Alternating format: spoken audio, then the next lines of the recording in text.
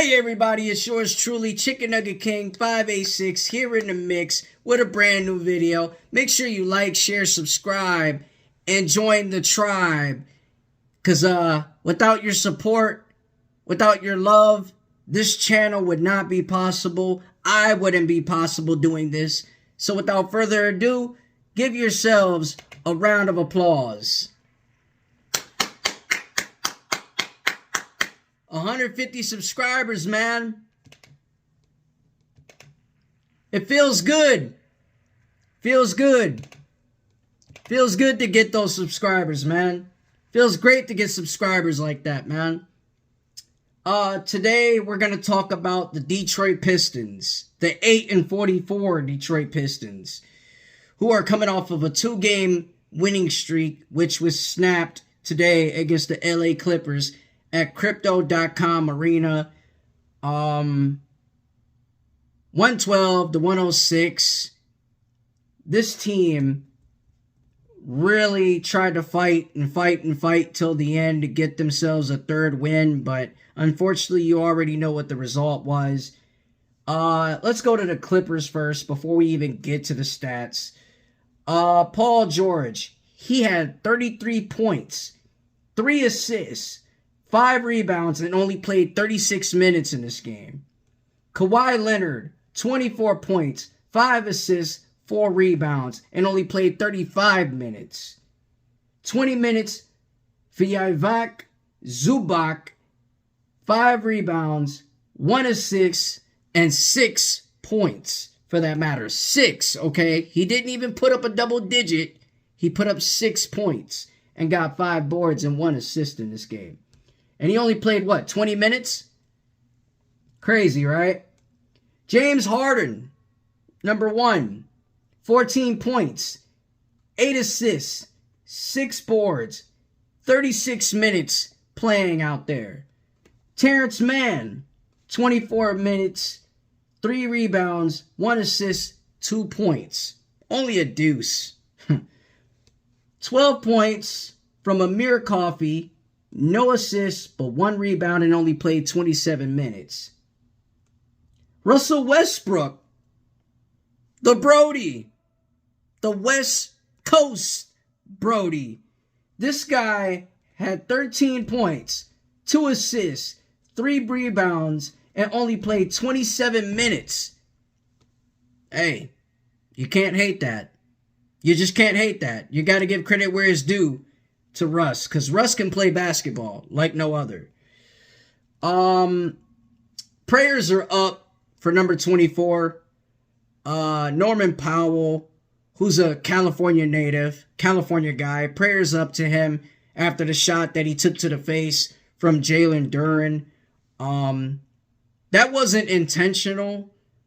That was a mistake. You know, Jalen Duren is just only going up for the board and get a rebound, but didn't think his own arm would land right there near Powell's face. So, Powell, prayers are up to you. We hope you get well.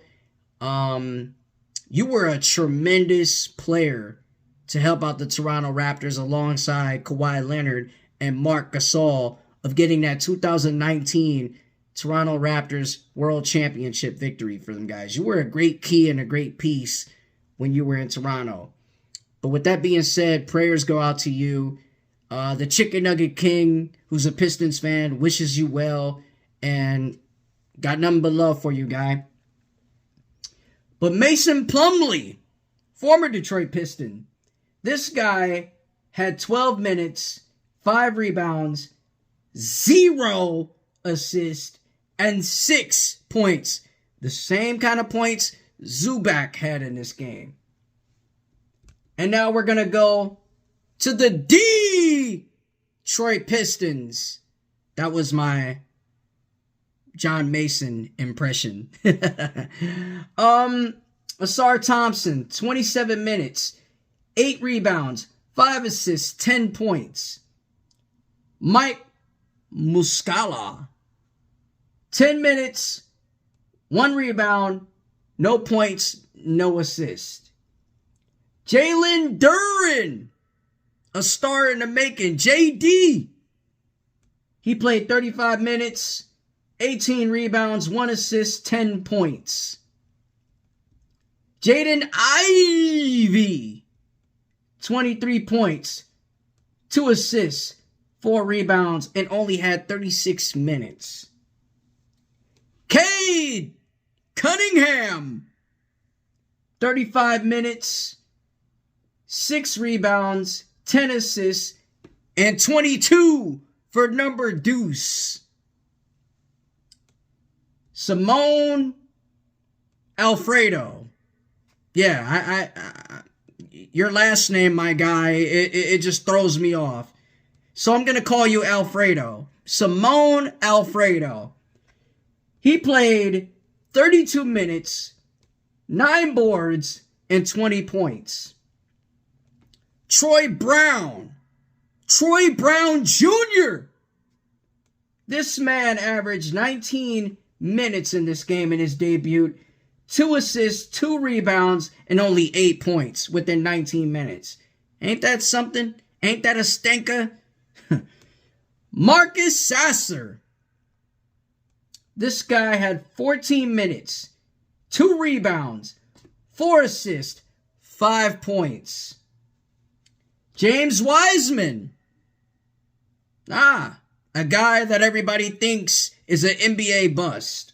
Well, Detroit fans, we don't think the guy is a bust. We think he needs a lot of work, okay? There's always room for improvement when it comes to James Wiseman.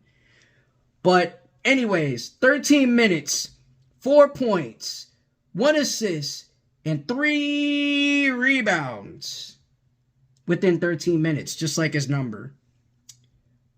Shake Middleton, former Philadelphia 76er, making his Pistons debut.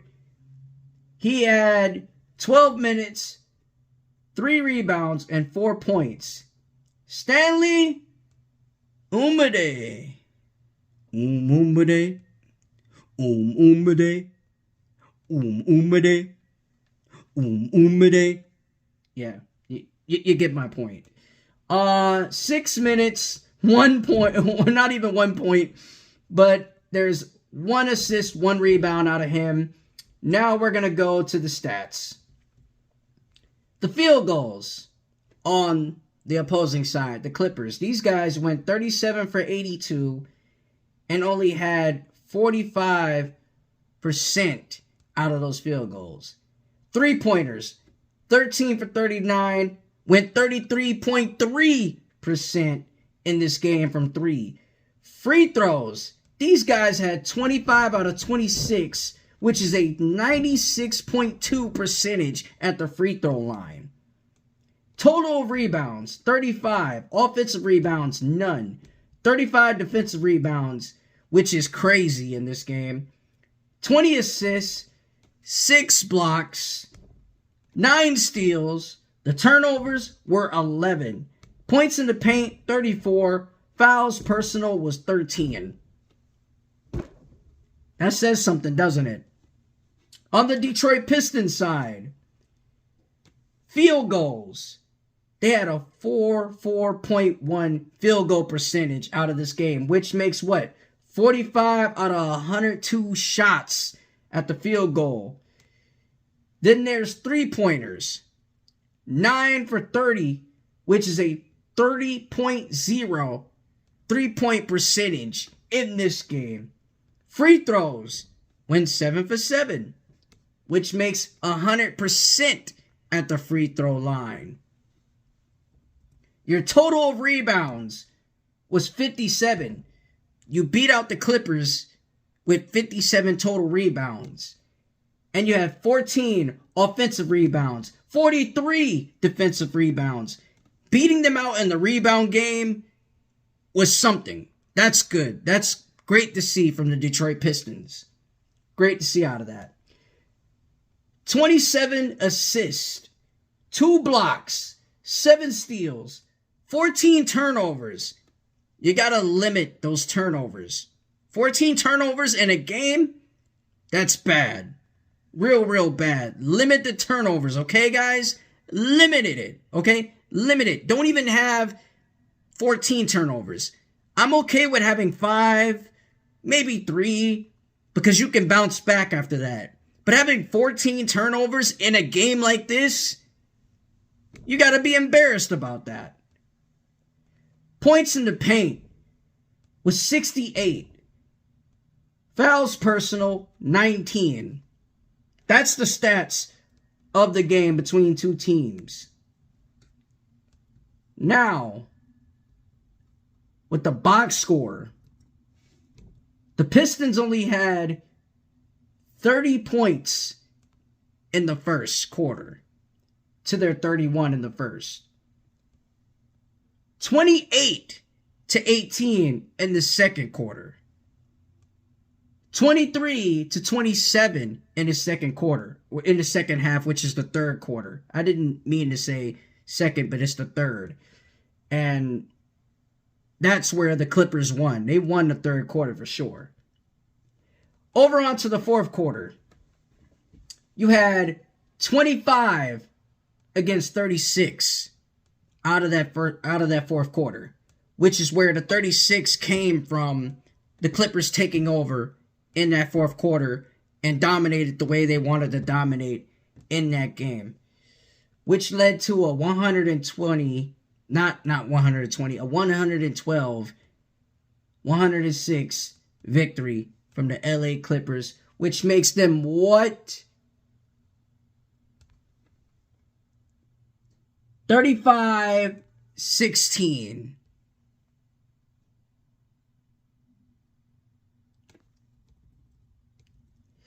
And yeah, you know the record. We fall at 8-44. But other than that, guys, we're going to go into what's trending right now.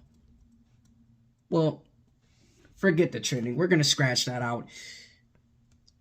The fact that this team lost after a 2-game winning skid just makes you go to think and wonder that does this team have what it takes to beat winning teams who are over 500, especially with the record that they have? To me, they really don't. They don't. They don't have the team that can beat over 500 teams. They just don't. And that's just my opinion. But can they compete with them? Yes. Can they fight with them through the finish? Yes, absolutely. Because this is a young and hungry Detroit Pistons team that want more than 8 wins. 8 wins ain't enough. Especially when you're the Detroit Pistons. You don't want to win 8 games. That's going to stay on your mind forever. Especially with the record of being 8-44. That's something that you cannot wipe off. You cannot wipe that off.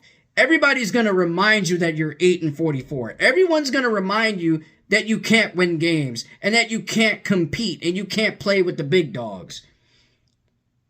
Well, they may be right, but next season, even though the season's over now, in my eyes it's over, but next season, you guys got to come out swinging next year.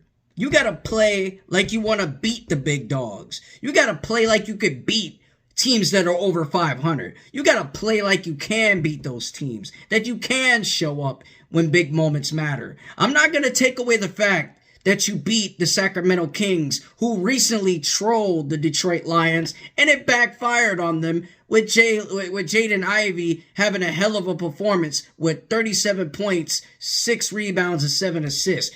That was the best performance I've ever seen from J.I.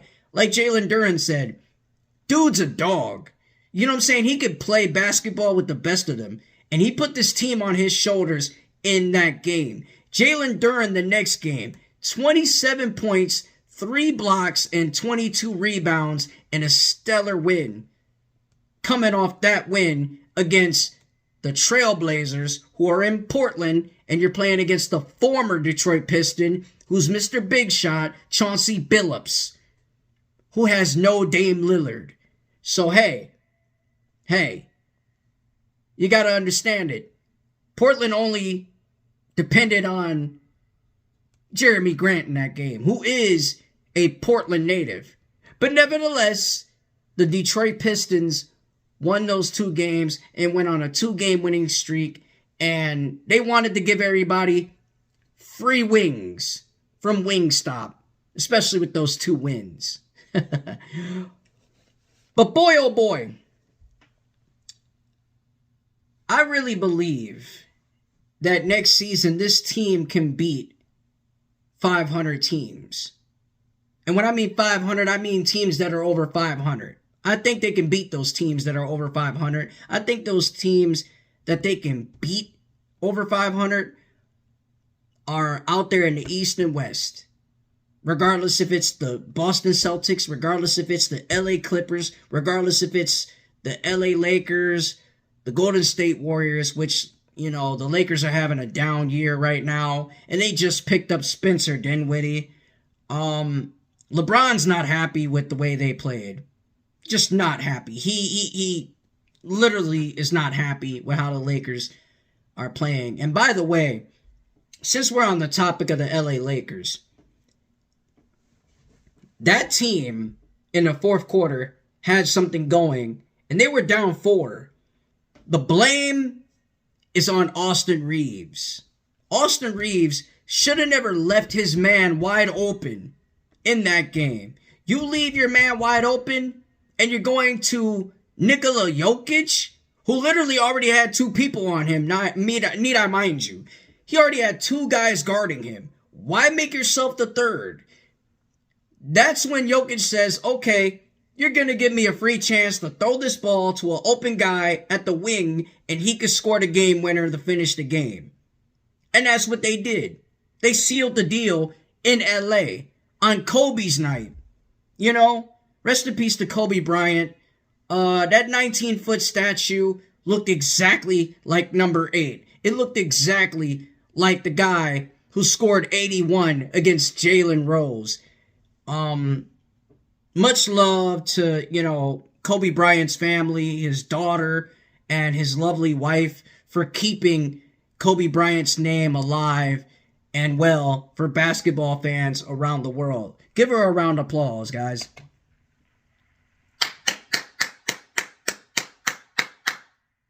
That same tenacity that Kobe Bryant played with should have been with the Lakers in that game against the Denver Nuggets. A team who has Jamal Murray, who can hurt you from the outside, even in the inside, when he's done playing the outside game. He can shoot threes from anywhere, any range. But when he's in the inside, cutting to the rim and laying it up, you're going to have a problem. This dude can run. He can run. He's got speed, electric speed. And then you got Jokic, who's a big man that could play like a stretch 5, passes like he's Magic Johnson, and does all these miraculous things to make you be in awe about what he does. I mean, the guy is a stud. Coming from where he come from, not too many people can do the things that he do and bring that kind of attitude to the game of basketball. Assists, boards, scoring. He has the triple package for you. The total package, need I say. Aaron Gordon, he had somewhat of a game, but you can't just sit here and say Murray or Jokic aren't the factors. They are the factors to the Denver Nuggets. Those guys are the key reasons why they were the NBA champions last summer. Will they get to the NBA Finals this year? Who knows? You know what I'm saying? It's a to be determined on that one. But yeah, you know, this is a good year of basketball, a great year of basketball so far, and I'm loving it. I'm loving the fact that as a Pistons fan, I could talk about basketball. I'm loving the fact that I could still stay behind this team regardless of their record, and, you know, step out my comfort zone and talk about LeBron and talk about the fact that the LA Lakers are trying to find their way into the postseason. AD, he had some shaky games for the Lakers. He did. I'm not going to sit here and lie and say he's an impact player. He can be somewhat an impact player when he's healthy. But when he's injured, or when he's feeling dinged up or hurt, this guy's not going to bring that impact player type of impact play like he's supposed to bring it. Everybody's going to put it all on LeBron and think LeBron has to do it all the way through, which is true. But in that particular game, LeBron needed his teammates to help him out along the way. You had Hayes, and I don't know who else was the other guy on the team, but those guys that I mentioned were ready to play. They brought it every single step of the way, and whatever assignment they were on it. Whatever task that was needed offensively, they were going to get it. Defensively, they were going to go get it. Because they wanted LeBron to win this game. They wanted LeBron and the Lakers to have this game and to play the best basketball they could play in that game. And with his teammates helping him out and you know, trying to help him out and get the victory, they needed to rally so that way LeBron can say, hey, within 2-3 minutes or 4 minutes in the fourth, I'm going to need the ball. I'm going to call ISO. And if I get that mismatch, I'm going to play against this guy. And he can play me outside. If he plays me outside, move out the way, ISO. I'm going to take him inside, go to the mid-range, and shoot a 2. And if I need to shoot the 2, it would be for a tie. But if it's for a 3 and I call ISO, I'm here, top of the key at the 3. Boom, game. But that didn't happen the way it happened. You know what I'm saying? So, I mean, it is what it is. Lakers lose to the Denver Nuggets on a game where the Kobe Bryant statue, 3 Kobe Bryant statues were revealed. What else we're going to talk about? What else we could talk about on the show today? NBA basketball. There are some games right now. We have the San Antonio Spurs, who are 10-42, down 48-60 to the Brooklyn Nets. They're beating them up right now with a record of 20-31. Yeah, the Brooklyn Nets. Who would have thought these guys would be 20-31? I thought they'll be back in the playoffs. Mikal Bridges, stud. We are live at the first quarter with 9 minutes and 45 seconds, which is going down to 9 minutes and 10 seconds, with the Washington Wizards being 9-42, beating the Philadelphia 76ers in the first quarter, which the 76ers are 30-21 without Joel Embiid, former MVP. That's going on at first quarter. And the game leaders, Keldon Johnson, 12 points, 2 rebounds, 1 assist. And Dennis Smith Jr., former Detroit Piston, got 9 points, 5 rebounds, and 1 assist. Everything is NBA League Pass right now. One game is at the half in Brooklyn. BK, shout out to BK, New York. One game is in Washington, D.C. DMV, I tip my hat off to you. Man, I mean, we're just getting started. To me, I think we're just getting started to a great year of play-in, playoff basketball. All-Star Weekend's coming up February 15th through the 18th, live in Indiana. It's going to be on NBA TV. Make sure you guys check in with Chuck, Shaq, EJ, and Kenny for that game. That's going to be fun to watch. All-Star Weekend, 3-point shootout, skills contest, dunk contest, you name it. It's all going to be on NBA on TNT. So check that out and make sure you don't be late for that. Okay, now on to football. NFL. Sunday, Super Bowl Sunday, live in Las Vegas, CBS, halftime performer, Usher.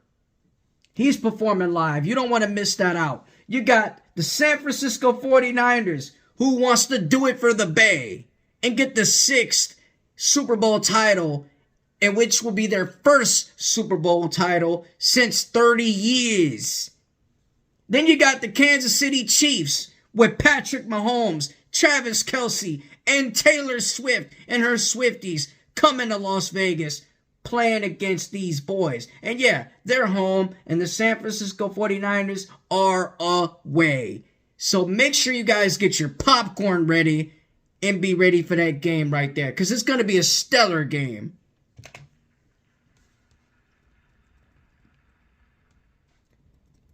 Guys that you have to look out for and watch out for: Deebo Samuel, George Kittle, Isaiah Pacheco, Jaren McKinnon. I'm hearing he's coming back. You got to watch out for Brock Purdy, Jawan Jennings. You got to watch out for Brandon Ayuk, a guy who made the miraculous catch against Kendall Bildor. That guy. I mean, that guy blew it for us. He blew it for us. He really did. Blew it for us. And instantly did. Hurt my feelings. It did. But other than that, you got to look forward to some big name players in this game. Man, we got to be ready for the Super Bowl. We got to be ready for the officials in this game, because we know officials, they like to call the game the way they want to call it and make it about them. We shouldn't let the referees dictate this game. We should let the players dictate the game themselves and let them play. Brock Purdy is a 7th round pick playing against a guy who was a 1st round pick. A guy who has 2 Super Bowls. Two Super Bowl MVPs and 2 league MVPs that he's pleased with and being coached by Andy Reid. Then you got Kyle Shanahan, who is the son of Mike Shanahan, being the head coach of the 49ers. But other than that, man, make sure you guys check out that. It's going to be a hell of a game. Make sure you guys like, share, subscribe to the channel. I got 150 subscribers.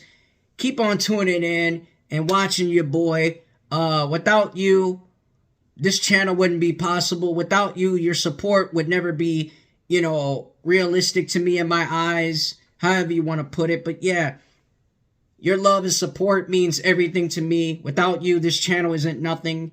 And without you, Chicken Nugget King wouldn't be talking to you. So thank you. Keep supporting and keep liking, keep sharing, and keep subscribing. And I'm out. Peace out. Much love.